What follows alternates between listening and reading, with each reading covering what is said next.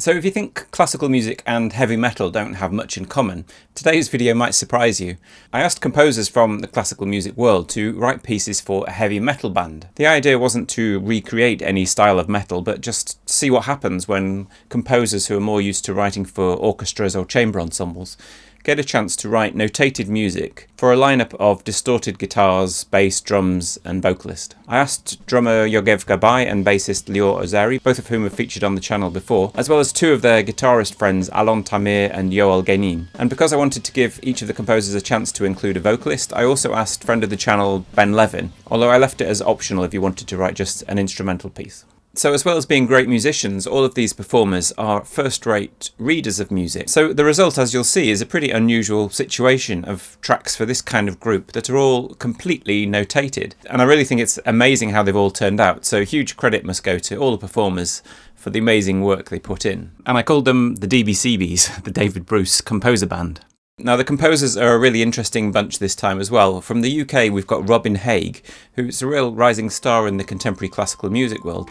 I first came across a really amazing recorder concerto that he wrote for players from the LSO, and I could just see this very, very strong compositional voice emerging. So I was really thrilled when he agreed to take part in this, and as you'll see, his reasons for taking part went much deeper than I expected. Next we have Zoe Martlew, who some of you may remember as the cellist for Chroma in the very first of these 5 composers videos. As well as Chroma, Zoe has played with all kinds of top new music groups from the London Sinfonietta to Ensemble Moderne, but she's also an amazing composer and is probably best known for her one-woman cabaret show known as Revue Z. Then from the US I asked Nathan Schram, who's also a performer. He's the viola player with the Aesop Quartet, who won a Grammy last year for their album Orange, featuring the works of Caroline Shaw. An album of Nathan's own compositions, Oak and the Ghost, was released last year on New Amsterdam Records. And I also want to shout out the amazing work Nathan has done founding Musicambia, which brings music education and performance to prisons and jails across the US. Finally, as well as myself, we have Tantacrul, who, as many of you will know, as well as being the new head of design at MuseScore and currently knee-deep in music font designs, is also a classically trained composer in his own right. And I believe he has a new video all about string trios coming out soon. So this time I didn't give the composers any specific instructions other than for everyone to write a 1-minute piece for this lineup. Before we start, I really want to thank all of the players and Ben, who really did an amazing job, as you'll see. Also thanks to Tantacrul for mixing the audio for the final tracks. And a huge thank you to everyone who supports me on Patreon. If you enjoy the channel and videos like this, which are very expensive and time consuming to create, do please consider supporting me over there. Anyway, on with the show. First up, it's Tantacrul. Hi everyone, Tantacrul here. Thanks David for inviting me back again. With this piece, I really wanted to take advantage of some of the elements of hardcore and metal music that I'm quite into, especially the sort of strange interjections that can happen that sort of extend out the measure, or that just sort of insert moments of like pounding aggression in the middle of what otherwise would be fairly straightforward, linear piece of music. And what I did in order to achieve that was I just kept away from notation, I kept away from an instrument, and I just sat down, pressed record on this computer at this desk and started going that kind of thing.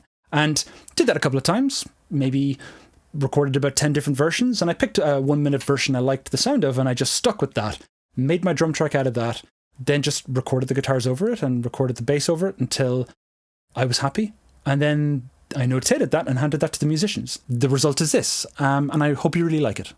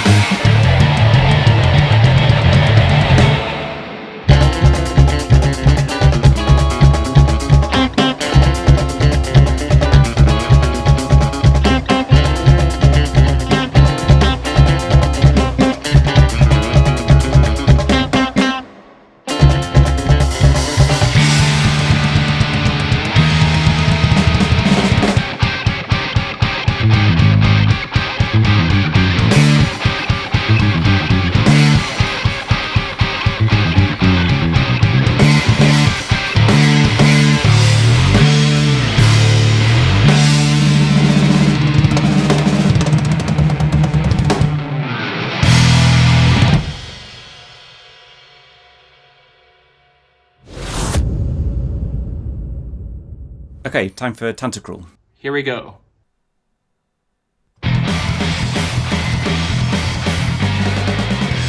Oh, this is fun.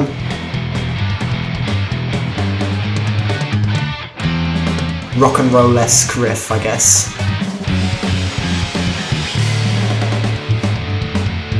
It's definitely melodically channel hopping. It's just like one little fragment after another. I like how the rhythm defines the melodic material. Oh, nice time change there. Oh, I love a stylistic change. Very prog metal. I didn't see that one coming. Now we've really changed channel.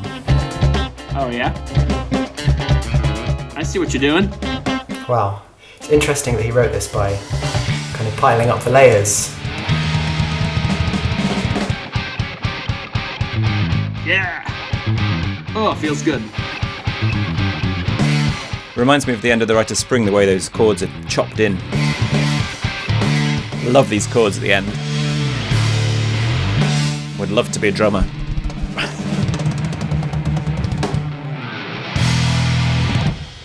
Oh, great chord to finish on. Yeah, that was really cool piece. It's intriguing to hear the way Martin put this together. I don't think it feels like you're turning the dial on the radio. It kind of still feels like one piece of music, although there's that obvious shift of style in the middle particularly. But there's a sort of surprising coherence to the whole thing. How clever of you to just build this up from table groups that you really like and do layers.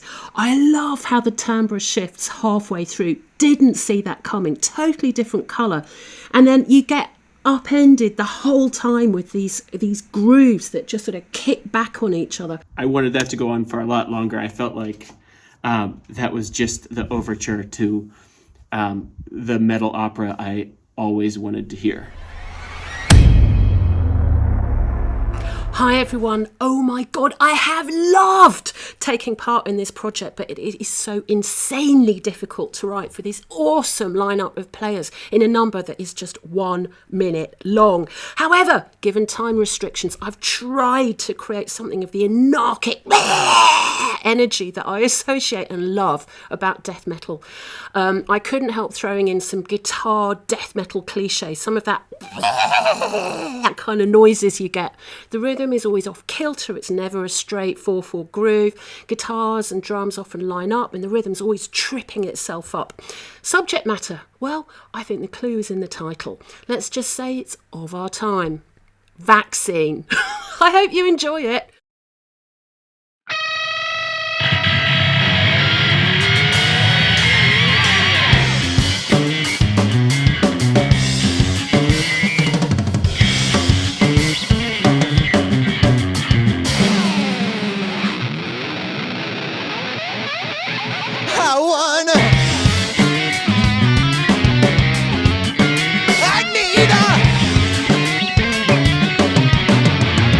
I'm asking nicely for a vaccine.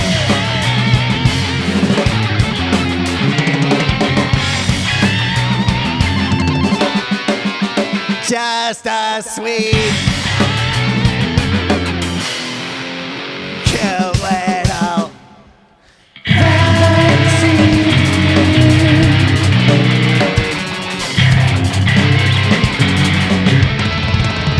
Time for a shot for fear.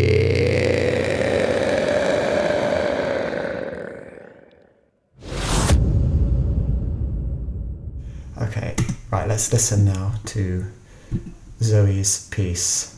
Zoe, vaccine. Oh my god.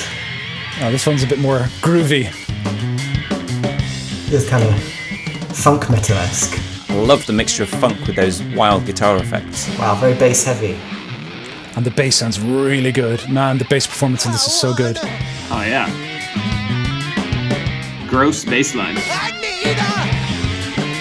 This is kind of like the band Atheist. If anyone really likes this music, listen to Phantomos. This is really like Phantomos. It's like a theme tune to the world we're living in today. Oh, it all comes together so well. Just a sweet I love the way those dotted 8 notes start coming through the texture. kill little Oh, Ben's vocals so good. Interesting technique to stop everything just for the vocals.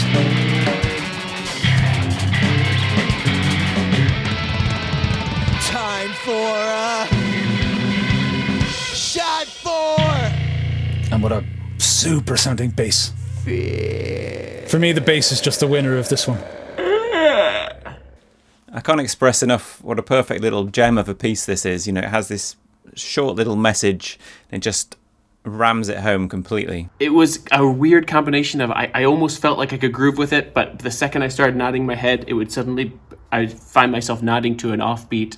Super cool sounds. Everything sounded really disparate and weird, but at the same time went together really beautifully. It reminded me of some great metal bands, math rock bands I used to listen to, with these complicated rhythms and stuff. Needless to say, these musicians are all amazing that are playing. The scooping in the guitar and the crazed sort of effects you've asked for. I guess they're tropes of metal music and also from hardcore music that just really work.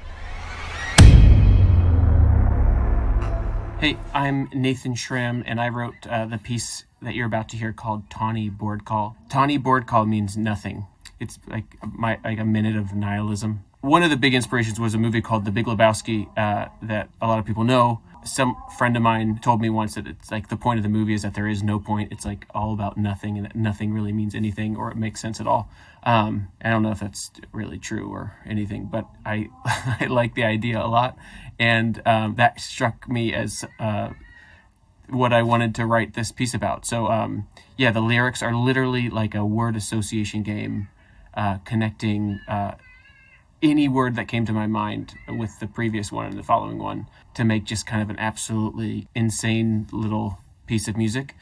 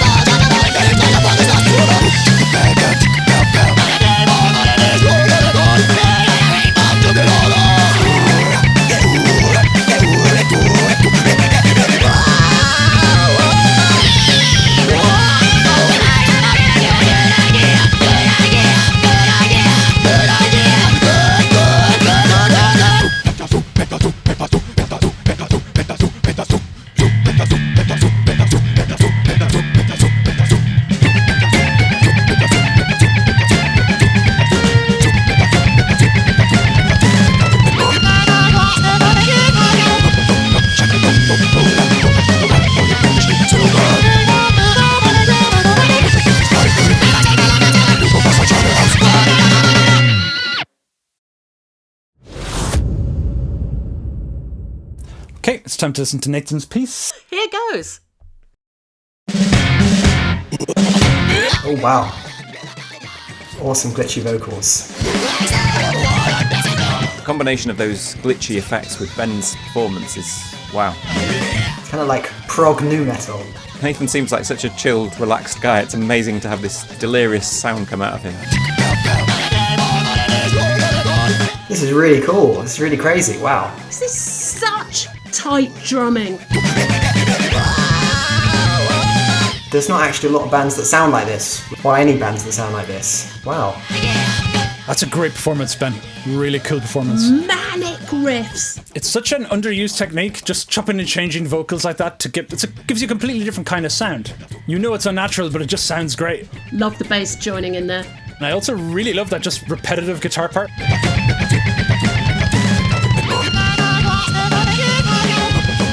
Wow, I love that vocal processing. That's amazing. This music is off its face.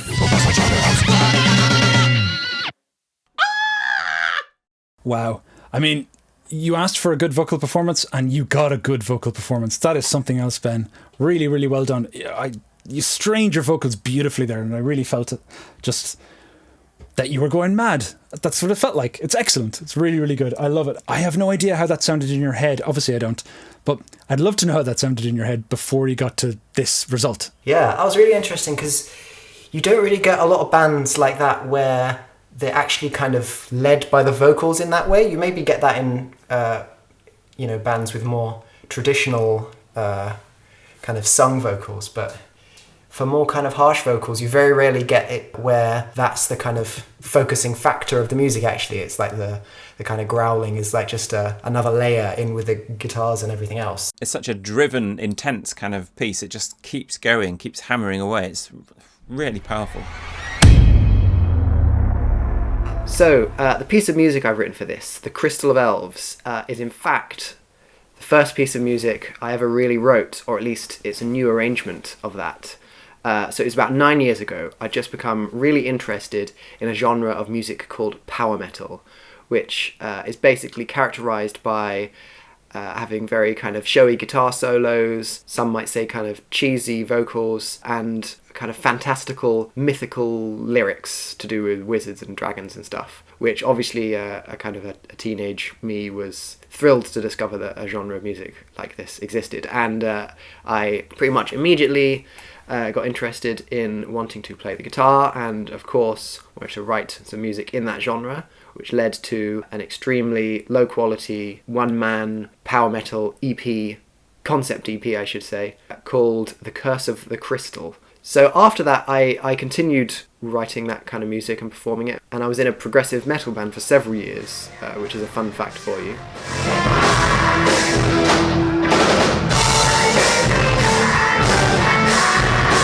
But coming to this project, I thought it would be interesting to go back to the very beginning of my interest in the genre of metal and kind of revamp that very first piece, which I've done basically by changing all of the harmony, most of the arrangement, and the only thing really intact is the vocal melody and the extremely cringeworthy power metal lyrics.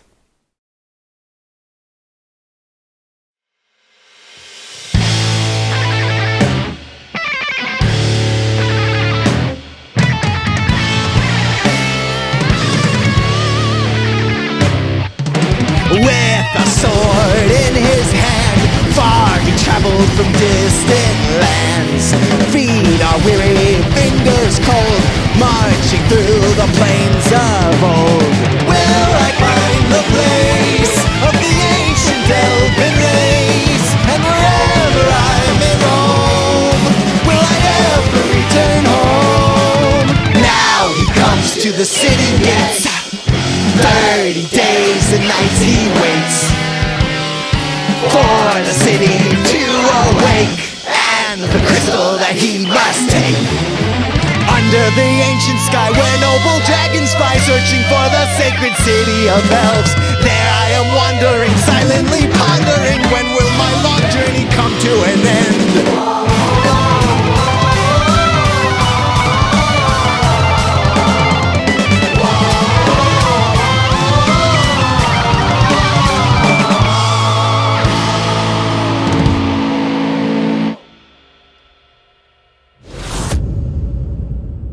Okay, this is Robin's Crystal of Elves. Turn it up loud.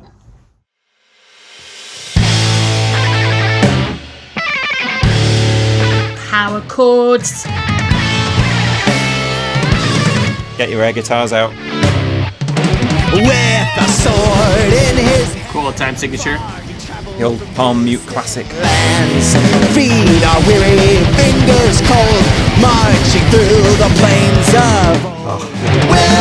Teenage me is so jealous of these guitar skills, and modern day me is also pretty jealous of these guitar skills. Oh yeah, nice double bass pedal. So inspiring the way he uses these quite complex, difficult rhythms, but they just sound so natural. Yes, 30 days Love the time. waits. This is where it gets really filthy. And the weird quarter tone sort of scale there as well is really fascinating. Under the ancient sky where noble dragons Another committed performance from Ben. city of elves. Very prog, this bit. Robin might think those lyrics are cringeworthy, but Ben just commits to them so hard that you believe them. This rocks!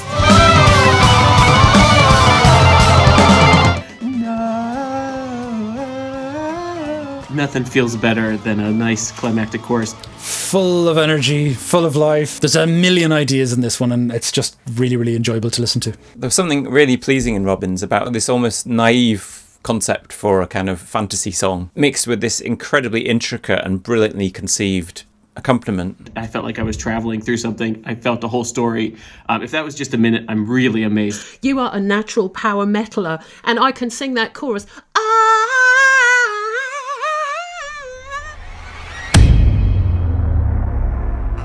So my interaction with heavy metal started when I was about 14, listening to Motorhead's Ace of Spades, which I got quite obsessed with. But probably more relevant to this piece is Led Zeppelin, who I realise are more of a progenitor to metal than actual metal, but I couldn't resist going for a Zeppelin-esque mixture of melodic guitar licks and heavy drums. So apart from that, it's quite a straightforward little piece. It felt very natural to do, and I have to say I would love to write more for this kind of band.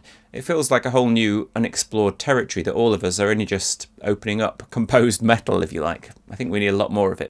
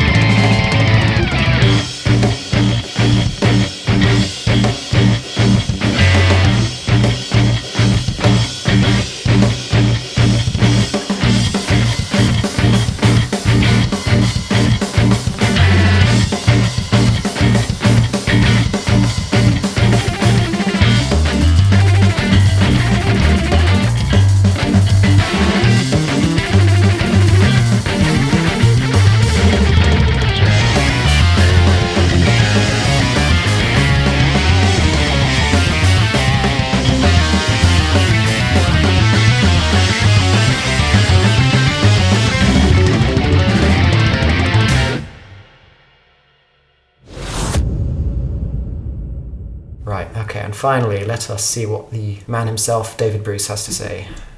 Okay, David, now it's time for your piece. Here goes. And we're straight in. Oh, yeah. I smell Led Zeppelin. Oh, I like that tempo change in the drums, that's very cool. Yeah, Led Zeppelin with a little surf rock. Really kicks off at this point. Octatonic. Oh, yeah, you know where this one's going. Oh. And I love the use of cymbals in this one. It's constantly crashing around the place. Really great, full of energy. And one of these little fills to gradually take over. Oh, that's a nice little thing on the guitar. And then the hi-hat picks up that speed. Bass! Almost feels like a cadenza in the guitar. Bass! Yeah, this one makes me want to move.